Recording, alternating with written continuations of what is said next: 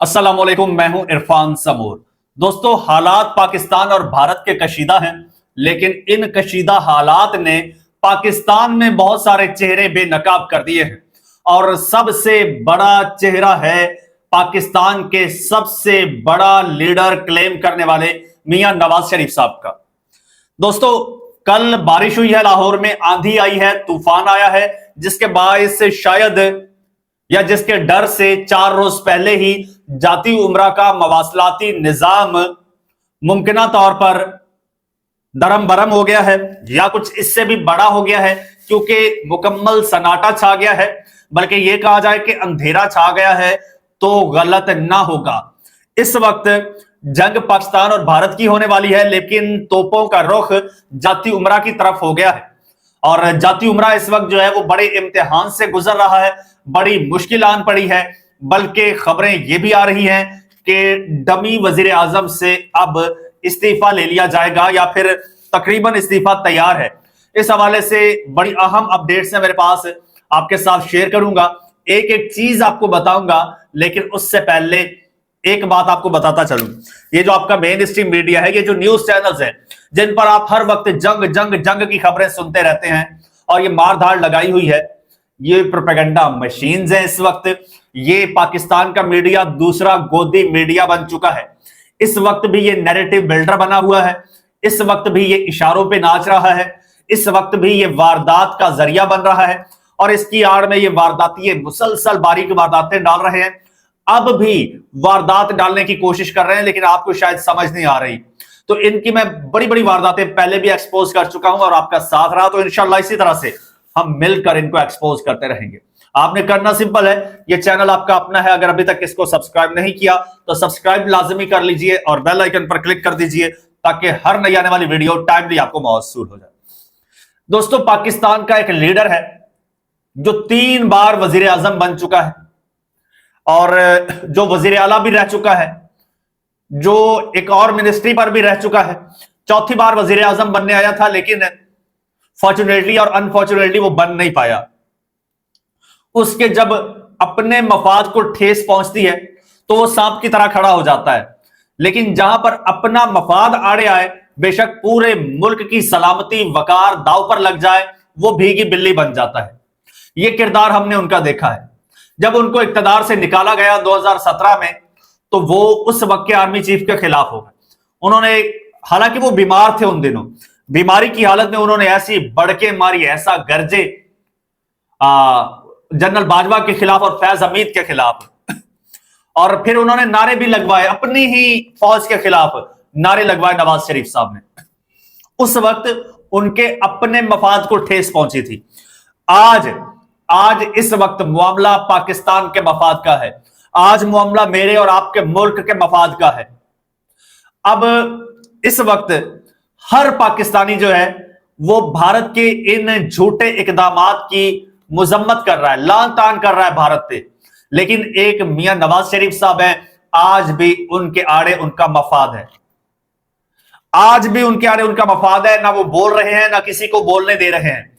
उनकी बेटी ने एक होम्योपैथिक सा बयान दिया था, उसके बाद उन्हें भी वालिद साहब की जानिब से खामोश करवा दिया गया। दोस्तों, अब देखें, इस मामले को आज 1 हफ्ते से जायद हो चुका है, और मैं डेली बेसिस पे अखबारें, वेबसाइट्स छानता हूं। मैं मरियम नवाज साहिबा का और नवाज शरीफ साहब का ट्विटर चेक करता हूं। नवाज शरीफ साहब और मरियम नवाज साहिबा की जानिब से मुकम्मल खामोशी है, जैसे ये इनका इशू ही नहीं है। अब वो मैं देख रहा था, एक तो इस वक्त जी भारत जो है वो पर्सनल हो गया बड़ा पाकिस्तानियों के साथ। जो पाकिस्तानी, कोई यूट्यूबर है, कोई इन्फ्लुएंसर है, कोई जो है वो स्पोर्ट्स पर्सन है, शोबिज पर्सनालिटी है, जो बंदा एक लफ्ज भी भारत के खिलाफ बोलता है उसका अकाउंट ब्लॉक कर दिया जाता है। चाहे यूट्यूब हो, चाहे टिकटॉक हो, चाहे इंस्टा हो, चाहे नहीं, टिकटॉक तो उनका अपना बैन है, खैर उनके पास टिकटॉक बैन है। खासकर ट्विटर जो एक्स है, इवन आपका डीजीआई, अपना आईएसपीआर का जो पाकिस्तान का है, वो उन्होंने ब्लॉक कर दिया। तो ये जैसे वो 2 नंबर गर्लफ्रेंड नहीं होती, आपके साथ ब्रेकअप करती है तो आपको ब्लॉक कर देती है, किसी और के साथ सेटिंग बना लेती है, वो तर्ज अमल अपनाया हुआ है इस वक्त भारत ने। तो मियां ब्रादरान को डर है कि हमें भी ब्लॉक ना कर दे, हमारे साथ पर्सनल ना हो जाए, क्योंकि इनके मफादात है ना। इमरान खान साहब ने इनके मफादात पर रोशनी भी डाली थी। अच्छा, और उन्होंने वजह बताई थी कि ये क्यों नहीं बोलते। पहले मैं आपको बता दूं कि अभी तक क्या अपडेट है और क्या डेवलपमेंट हुई है। अब मैं 3 अकाउंट आपके सामने रखूंगा, 3 अकाउंट, ये मैंने सर्च किया है और मैं वक्तन फवक्तन सर्च करता रहता हूं। पहला अकाउंट जी नवाज शरीफ साहब का। नवाज शरीफ साहब का जो आखिरी ट्वीट है वो 9 अप्रैल का है। पीपल्स पार्टी के रहनुमा सरताज अजीज की डेथ हुई थी, उनके हवाले से कॉन्डोलेंस का था। उसके बाद उन्होंने कोई ट्वीट नहीं किया, कोई मुंह से एक लफ्ज नहीं फूटे। मरियम नवाज साहिबा जो एक छोटे से छोटी बात पे ट्वीट करती हैं, मैंने उनका ट्विटर निकाला है और पिछले 3-4 दिन की ये मैं पोस्टें आपको सुना देता हूं वो क्या है। ये जी 3 दिन पहले मरियम नवाज की वो राशन कार्ड की तकसीम के हवाले से पोस्ट है उन्होंने की हुई। उसके बाद जी एक सानिया आशिक ने एक जी वो ट्वीट किया था कि Lahore beats New York London in safest city index. तो सानिया आशिक ने इसको कैप्शन दिया मरियम नवाज इफेक्ट, तो मरियम नवाज ने कहा अल्हम्दुलिल्लाह। फिर उसके बाद जी फिर वो गांव मॉडल विलेज, ये वो इस हवाले से एक अमजद हफीज है, उन्होंने ट्वीट किया जैसे मरियम नवाज साहिबा ने 3 दिन पहले रीपोस्ट किया। एक जी जारा बिलाल हैं, उन्होंने एक ट्वीट किया, एक वीडियो है जिसमें लड़कियां कुछ बच्चियां हैं वो फौजी परेड करके दिखा रही हैं, लिखा है तलबा की तरफ से वजीर आला मरियम नवाज के लिए guard of honour. Maryam Nawaz ने इसको रीपोस्ट किया हुआ है। तो ऐसी जो अपनी तशहीर के लिए होती हैं, जो वावा के लिए होती हैं चीजें, उनको रिपोस्ट कर रही हैं। अब पिछले दिनों इनको वो जो स्वीपर थे वो गॉड ऑफ ऑनर दे रहे थे, आज स्टूडेंट दे रहे हैं। तो इनके अंदर बेसिकली कहीं ना कहीं वो फौजी डिक्टेटर है। ये चाहती है मेरे सामने मेरी राया हो, मुझे सल्यूट करे, मुझे गॉड ऑफ ऑनर दे, मुझे जी हुजूर करे। फिर जी सिद्रा असलम ने एक पोस्ट शेयर की है, उसे भी मरियम नवाज साहिबा ने 2 दिन पहले रीपोस्ट किया है। वो है madam CM I love you, all students I love you too. अच्छा, फिर जी है मरियम नवाज साहिबा की एक तकरीर है, वो शहूद अहमद ने शेयर किया है 2 दिन पहले, उससे मरियम नवाज साहिबा ने शेयर किया है। फिर उसी हवाले से 2 दिन पहले, अच्छा उस हवाले से 4-5 पोस्टें हैं वो मरियम नवाज साहिबा ने शेयर की हुई हैं। मरियम नवाज साहिबा के हाथों से एक लफ्ज जो है वो इंडिया के खिलाफ नहीं लिखा गया, और इस वक्त पूरा पाकिस्तान ये सवाल उठा रहा है। वो कह रहा है कि जन्नत मिर्जा इंडिया के खिलाफ इसलिए नहीं बोलती कि उसके फॉलोअर्स इंडिया से हैं, वो कम हो जाएंगे। डकी भाई इसलिए नहीं बोलता कि उसके व्यूअर्स इंडिया से हैं, उसका चैनल इंडिया में बैन कर दिया जाएगा। आपको किस बात का डर है? मरियम नवाज साहिबा को किस बात का डर है? और नवाज शरीफ साहब को किस बात का डर है? ये इंडिया के खिलाफ क्यों नहीं बोलते? तो इस हवाले से, अच्छा इससे पहले मैं एक और अकाउंट आपको दिखाना बहुत जरूरी समझता हूं, और वो उस शख्स का अकाउंट है जिसके बारे में ये लोग कहते हैं कि ये पाकिस्तान के साथ मुखलिस नहीं है, ये फॉरेन लॉबी का हिस्सा है, हम लोग बड़े मुहिब्बे वतन हैं। इनकी हुब्बुल वतनी आपने देख ली। अब वो जिसे ये कहते हैं ना यहूदी लॉबी का एजेंट है और पाकिस्तान के साथ मुखलिस नहीं है, अब वो इस वक्त जेल में कैद है, लेकिन उसका ट्विटर अकाउंट खुला है। उसने एक जेल से बयान दिया था जो ट्वीट हुआ है, वो बयान मैं आपको पढ़ के सुनाता हूं। 2 रोज पहले का है। पहलगाम वाकये में कीमती जानों के ज़िया पर इंतहाई अफसोस हुआ है, ये तकलीफदेह है और उनके साथ ताजियत करते हैं।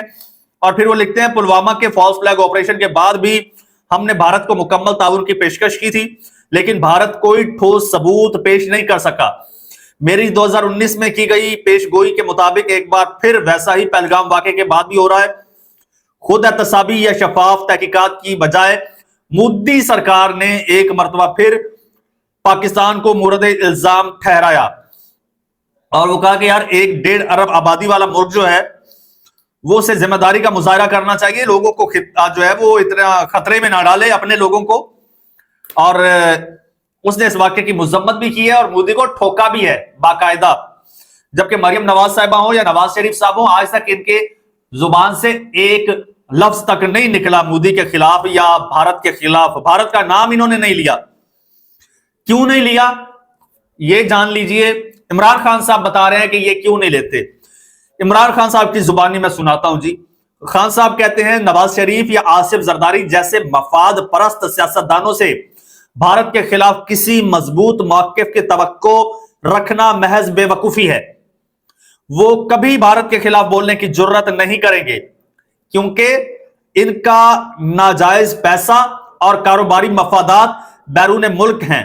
वो गैर मुल्की सरमायाकारी से फायदा उठाते हैं और इन्हीं मफादात के तहफ्फुज के लिए भारत की जारियत और पाकिस्तान पर लगाए गए बेबुनियाद इल्जामात पर खामोश रहते हैं।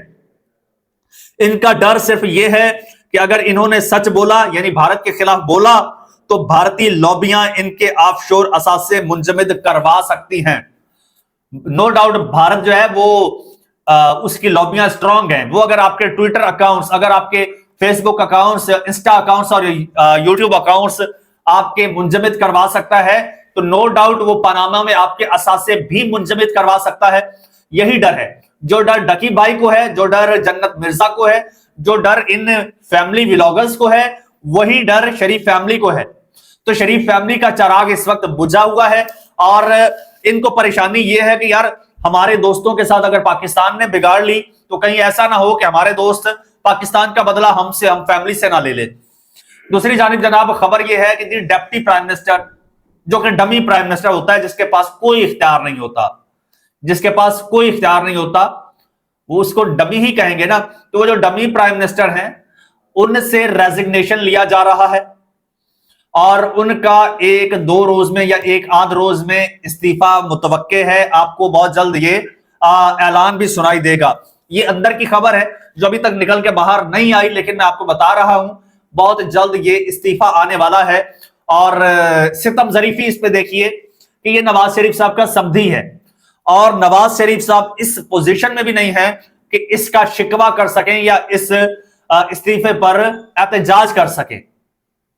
ये इनकी हालत है। तो दोस्तों बहरहाल चैनल आपका अपना अगर सब्सक्राइब नहीं किया तो सब्सक्राइब कर लीजिए, बेल आइकन पर क्लिक कर दीजिए, क्योंकि भारत के खिलाफ हमने बोलना है, भारत की ठुकाई हमने करनी है, भारत का असल चेहरा हमने दिखाना है। नवाज शरीफ और शहबाज शरीफ और मरियम नवाज साहिबा ने नहीं दिखाना। इंडिया वाले भी आज सवाल कर रहे हैं कि ना ये आपका जो है कभी कोई छोटा मोटा मिनिस्टर बयान देता है, कभी स्पोर्ट्स मिनिस्टर बयान देता है, आपका प्राइम मिनिस्टर कहां है? इजाजत दीजिए, अल्लाह हाफिज।